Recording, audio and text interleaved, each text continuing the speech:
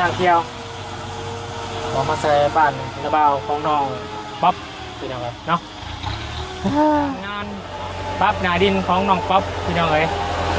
เอาเมื่อเที่ยวเขาเที่ยวออกหลายรถเลยวันนี้พี่น้องเนาะน้องเสร็จเพิ่นสิได้สำใด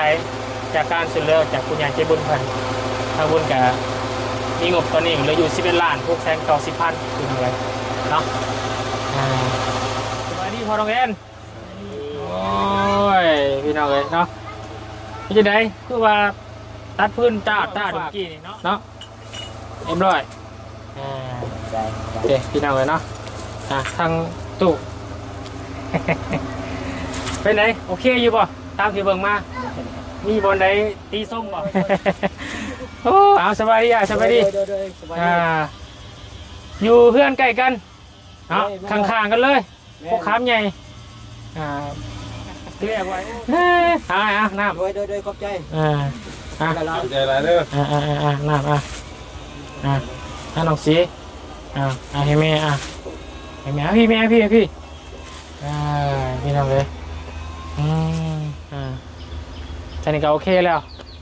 ได้แล้วยังมีโฮมกงมีโฮมไผ่โฮมอันนี้ต้นดูเนาะ1 2 3 4 5 1 2 3 4 7 8 9คือบุคครบ8ว้าบุคครบใบ1บุคครบหัวล้านใช่ไหมเนาะเนาะให้ครับทั้งอายเพิ่นเด้อโดยขอบใจขอบใจอายคือกันเด้อมีโอกาสหรือว่ามีเคสอื่นๆหรือว่ามีงาน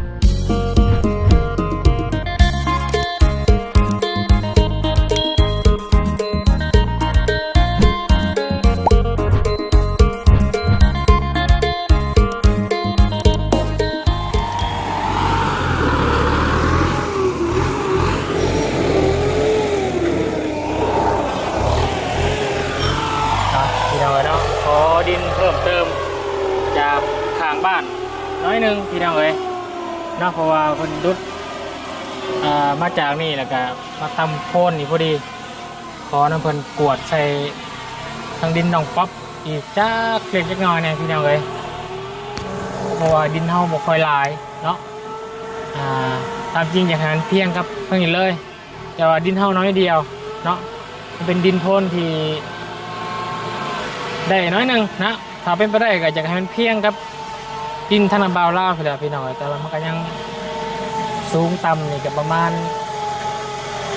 ลื่นกันนี่ประมาณ5 เซนเนาะประมาณห่างประมาณ10 เซนคืออะไรพี่น้องเนาะ10 เซน20 เซน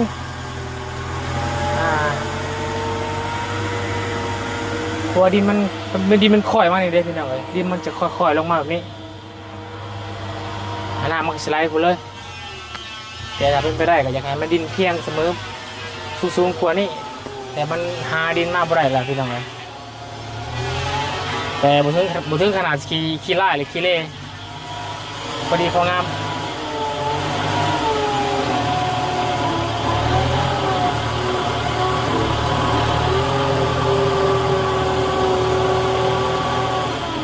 เสร็จชึบ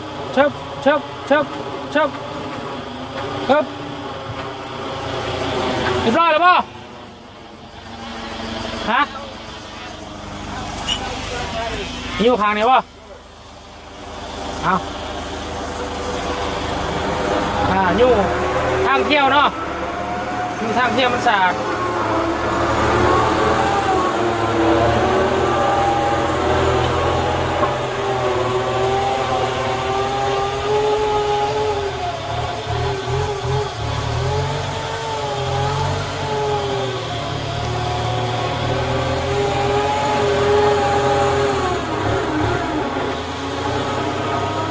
อยู่ทางเที่ยวมันสะอาดสะอ้านกว่าเก่าทางเที่ยวมันก็ทางดีหน่อย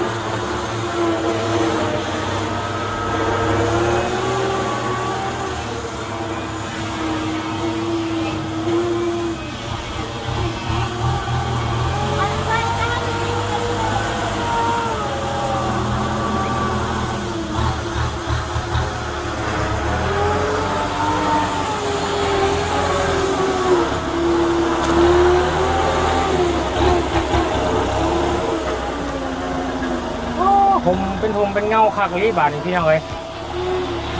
ห่มเงาต้นดูใหญ่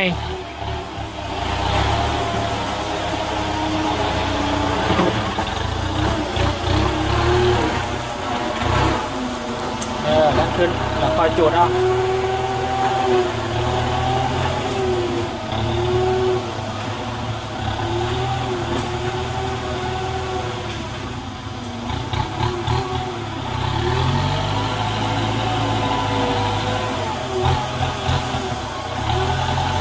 ทางเที่ยว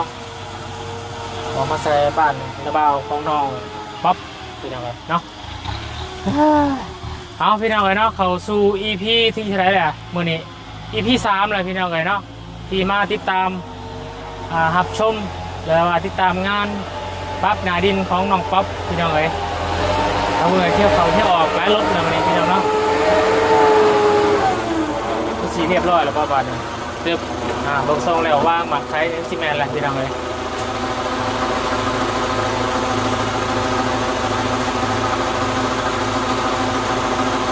โอเคแล้วป่ะ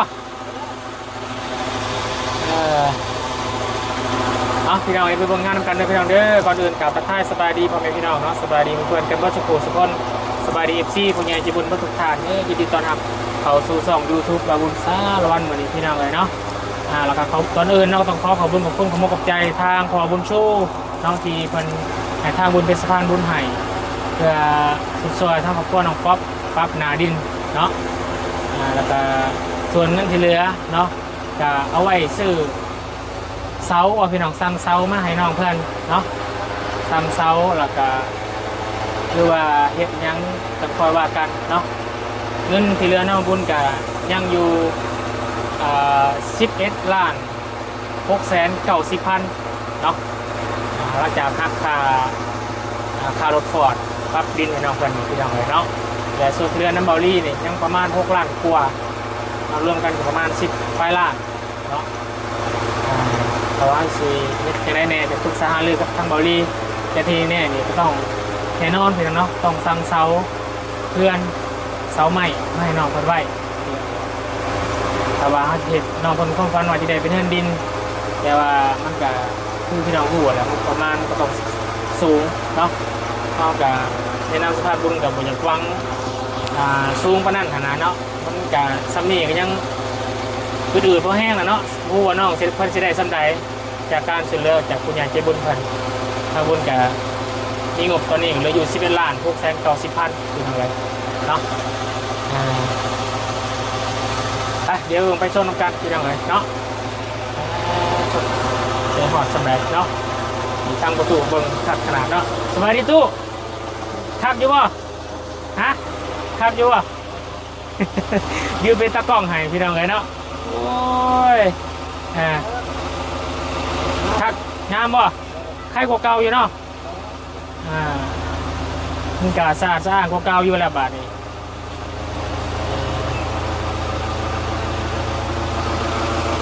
เดี๋ยวไปเบิ่งทางพอน้องแอนเพิ่นเนาะผู้เป็นอยู่บ้านไก่เคียงหรือว่าเป็นผู้ดูแลเนาะในคงเขตบ้านไก่เคียงพี่น้องเนาะ สบายดีพอน้องแอนโอ้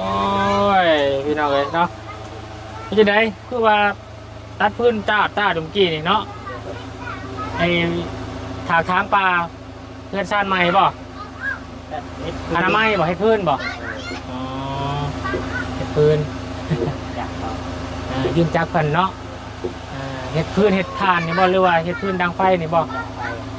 พายุปลาใหม่ลายอยู่เนาะหักโซล่าไม่ดูเนาะถวายใหญ่บดนี้นี่ห่วยเป็นไม่ดูของไฟเป็นไม่ดูเจ้าของดินบ่หรือของเจ้าเองน้ำก๊อกอะไรเปิดปลูกไว้เนาะ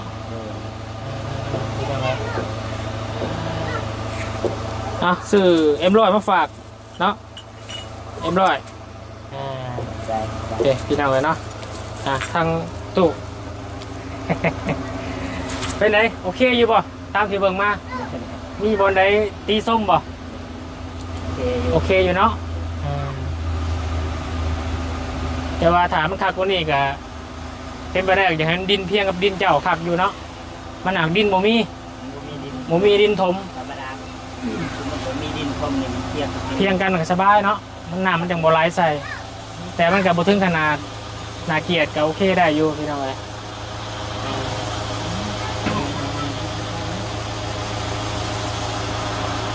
โอเคได้เดี๋ยวเบิ่งจ่ายเงินค่า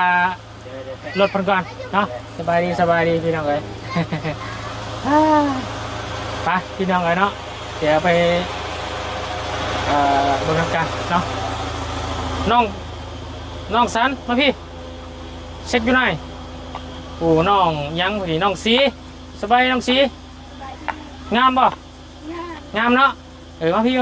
มาหาหน้าบ้านพี่เนี่ยพี่น้องเลยเป็นได้เนาะคือว่าโอเคอยู่เนาะแต่ถ้าจะให้โอเคกว่านี้นี่มันต้องปรับหอดเพื่อนล้างนู่นไปแล้วพี่น้องแต่ว่าเขามางออกมาได้เนาะถ้ามางออกไปก็ต้องมีถ้ามางสบายดีถ้ามางออกได้ก็ต้องมีเพื่อนเฮ็ดให้เพิ่นได้แล้วเนาะ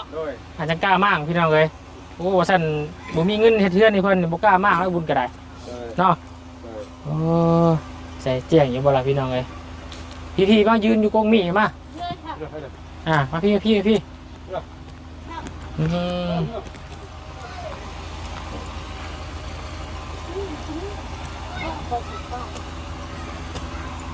มันคือจะมันมืดเนาะมุมกล้องก่อนพี่น้องเลยนี่เป็นมืดนี่แหละ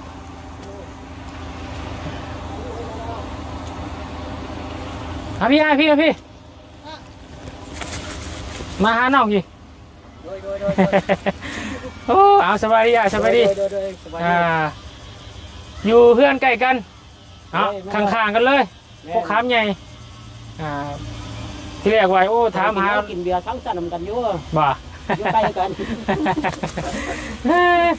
น้ำโดยขอบใจใจอะไรเด้อน้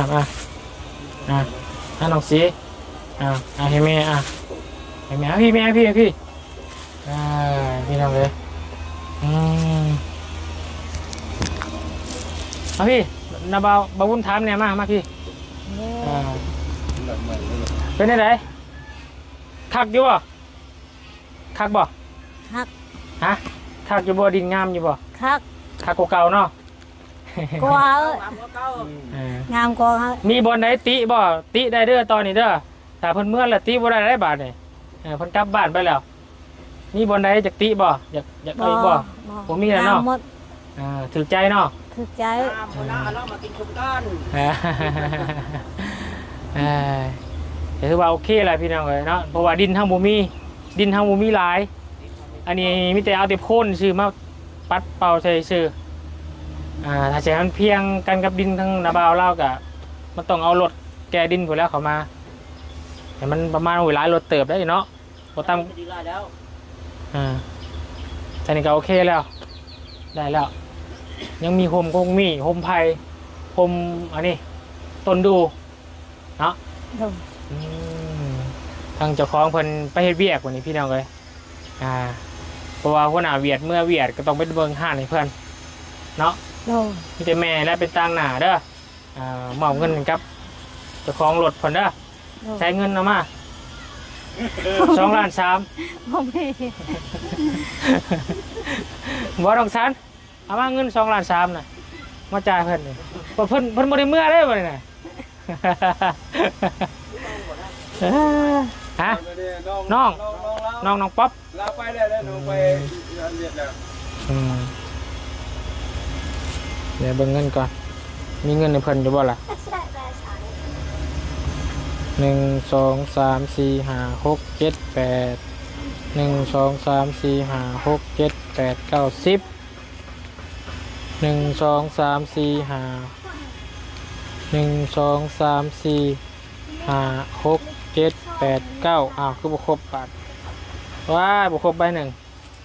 บุครบหัวล้านใช่ไหมเนาะบ่จะหามาหายเด้อบ่พอ300,000นี่บ่เอามายืมเนี่ย เอาพี่โอ้ยผู้นี้แหละพี่น้องซอยเนาะซอยทางน้องป๊อปแล้วก็ทางน้องสร้างครอบครัวเพิ่นนี่ละเพิ่นเป็นน้องเจ้าแม่นบ่ โดน ดูขนาดพี่น้องกันเนาะใส่ไปใส่กระไปใส่ให้กระเฮ็ดพี่น้องเลยอันนี้น้องของแม่แมันบ่ โดน น้องของเจ้าเนาะ โดน น้องของแม่น้องป๊อปก็คือนาบ่าว300,000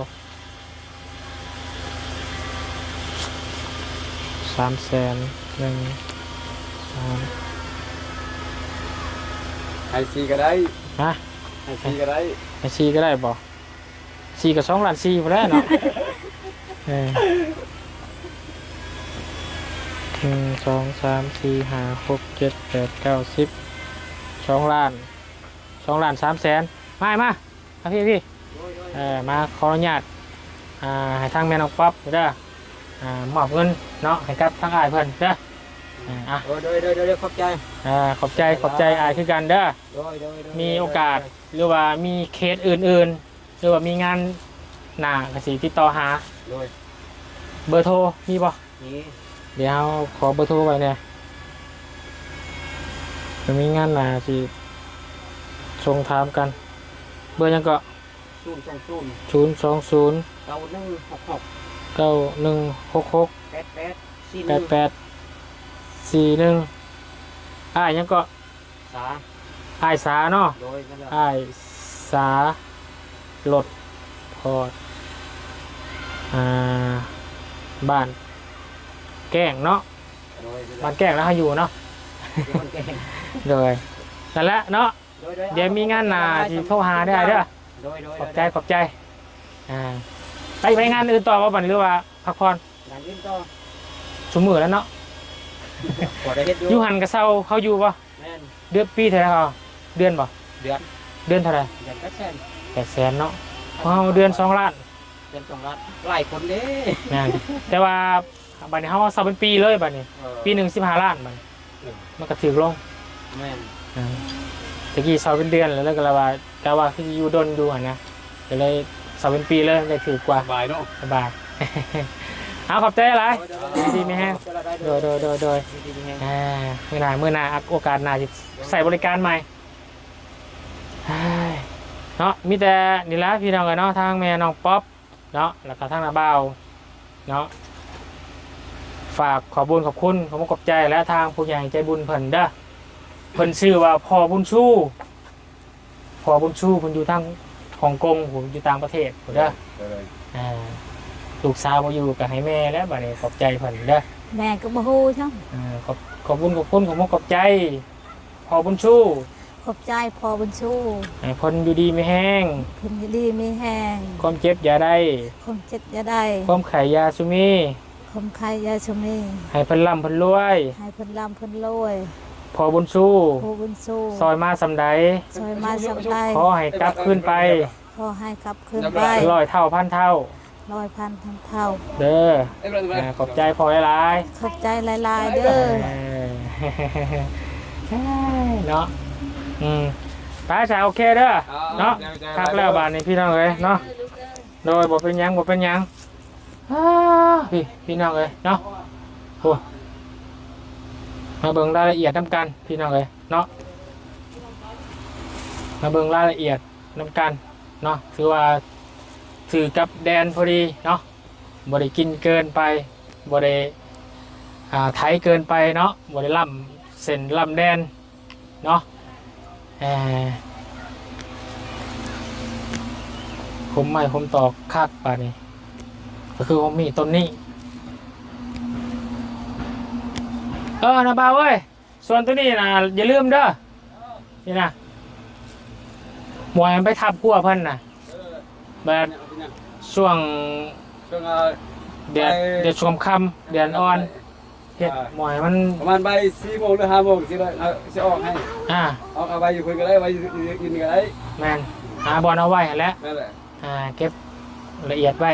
เพราะว่าบ่อยากให้มันทับพัวเพิ่นเด้ นั่นแหละ จนพิษกันย่อนยากอีกได้ นั่นแหละ เอาไหนอ่ะ ดีเฮ้ยเอาสิ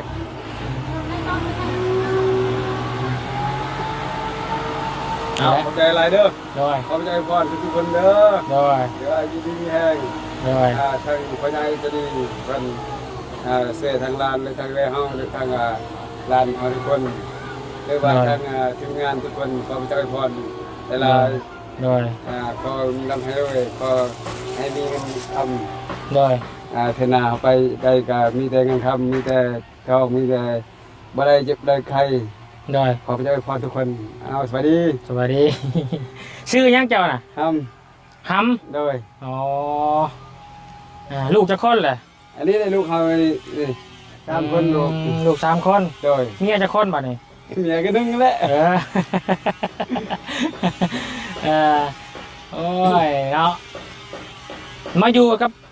น้องแม่น้องฟอบนี่พร้อมกันบ่มาอยู่นี่นี่ โดยอันนี้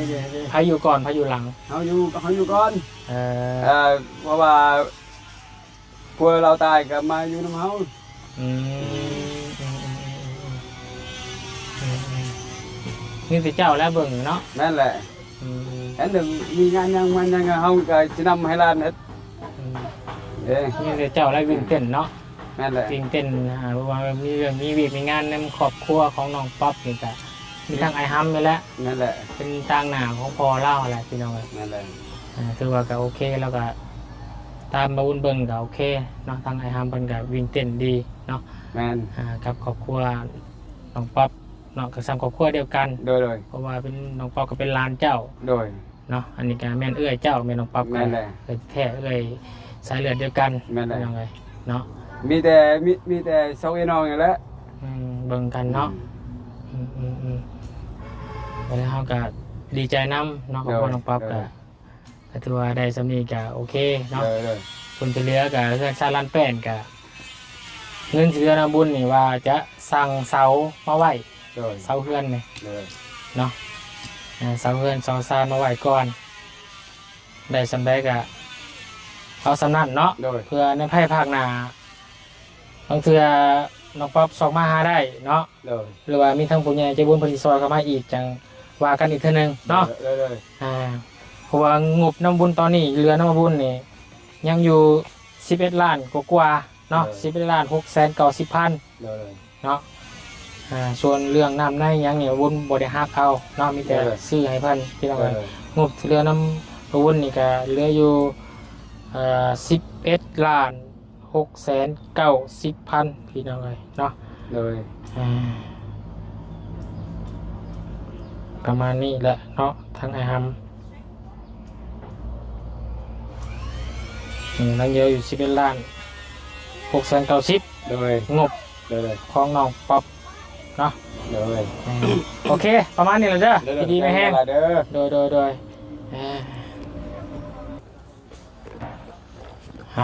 โอเคพี่น้องไอ้เนาะกะ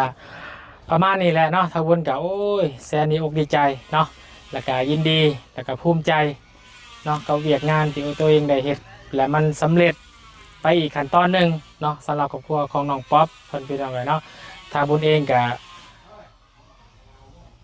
อยากขอบุญขอบคุณเนาะขอขอบใจทางพ่อบุญชูที่อยู่ทางฮ่องกงเนาะพ่อเพิ่นก็เป็นคนไทยเนาะก็ขอให้ทางพ่อเด้อทางบุญขออวยพรอวยไสขอบุญขอบคุณขอขอบใจทางพ่อเนาะบุญชูขอให้พ่อบุญชูจงอยู่ดีไม่แห้งความเจ็บอย่าสูดได้ความไข่อย่าสูมีเด้อพ่อเด้อพอเฮ็ดธุรกิจการงานใดๆก็ขอให้เจริญรุ่งเรืองพอทานมาสำใดซอยเรือน้องป๊อปทำใดก็ขอให้กลับคืนหาพ่อ100 เท่าพันเท่าเด้อขอให้สุขภาพร่างกายแข็งแรงที่สำคัญก็คือสุขภาพร่างกายแหละเนาะพ่อเนาะบ่เจ็บบ่ไข้คอยห่างคอยมีเปิดในครอบในครัวปรารถนาสิ่งใดให้ได้สิ่งนั้นเด้อพ่อเด้อขอบคุณขอบใจหลายเนาะแล้วก็ขอบใจขอบใจทางFC เนาะที่คอยติดตามรับชมแล้วก็เป็นกำลังแรงใจแรงเชียร์เนาะคอมเมนต์ให้กับน้องป๊อปเพิ่นได้ปรับดินแล้วก็มีการช่วยเหลือเนาะเข้ามาพี่น้องเลยเนาะแล้วก็ฝากติดตามกันต่อไปเนาะว่าน้องป๊อปเพิ่นจะมีการช่วยเหลือซำใดเนาะสิได้เงินเป็นของตัวเองบ่หรือว่าจังใดอันนี้ก็รอลุ้นเบิ่งกันเนาะ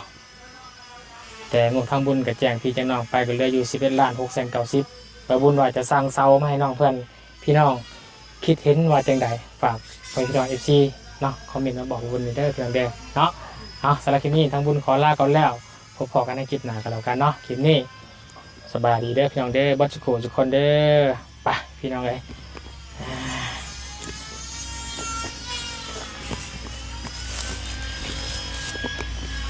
พอดีช่วงเวลาเที่ยงพอดีพี่น้องเนาะเรามา9:10 11เนาะตอนนี้โอ้11 โมงพี่น้อง11 โมง 6 นาที11 โมง 6 นาทีใส่เวลาไป2 ชั่วโมงเนาะใส่เวลาไป2 ชั่วโมง